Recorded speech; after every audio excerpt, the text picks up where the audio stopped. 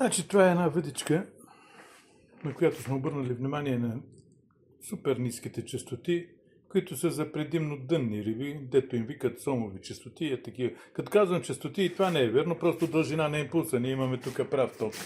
Плюс-минус. Плюса на кепа, минуса на дъното. Така че правия ток честота няма. Просто той има импулс. Колко да работи, колко да не работи. Колко да обратното на пръстите да е. Или колко да работи, колко да не работи. И тук на много ниски импулси може да работи. Сега ще демонстрираме. Гледаме си волтмерчето. Вързали сме тук една 1000 ватова кружка, че тая от 500 му е малко слаба. Да го натвариме като хората. Значи тук сега в момента дистанцията, после ще работим и дистанцията, не е включена. Защо не е включена? Защото не е включено това ЦК ключедец свети. Тук ЦК-то, като свети червения диод, работи. С долното гасим. Може да работим и с копчето. Държиме, работи. Пускаме на работи.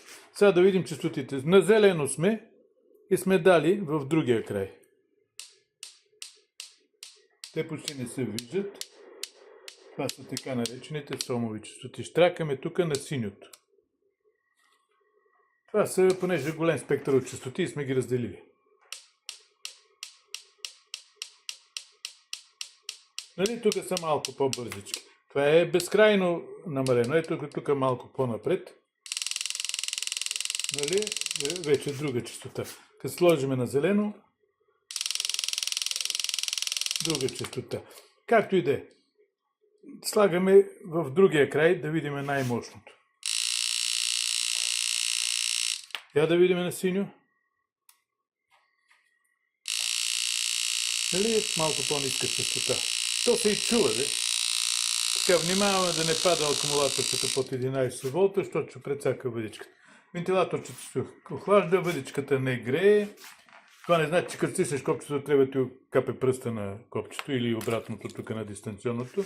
Работи се така. Включваме, например. Сложили сме го на средата. За всекакви риби, водолази и други такива морски обитатели, речни обитатели по-скоро. Натискаме. Тя се работи с някаква честота. 1, 2, 3, 4, 5, 6, 7, 8, 9, 10. Каквото е излезнало. Да държим още един час, нищо няма да направим. Също така въдицата не се фърлят и двата капела в водата, както обичат да правят некои, и да влачат така, защото те влачат, ама пред тех рибата ще избега до извора чак. И те влачат и тук там изкарат някоя риба и викат, това е успешният начин. Просто хвърля се некъде за хранка, на 2, 3, 5 места, знаеме си местата, минаваме, натискаме, каквото изкочи, отиваме на другото място. Това е общо взето. Значи, червеният кабел е на плюса на акумулатора, синия е на минуса. Тук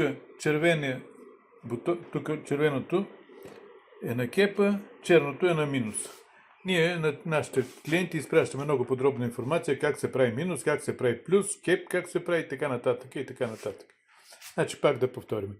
Натискаме 1, 2, 3, 4, 5, 6, 7, 8, 9, 10. Изключваме и съместим. Там риба повече дъното. Ето една от екстрите, например. Сега ще се опитам с една ръка да работя. Загледали сме се. Мамка ти прасе.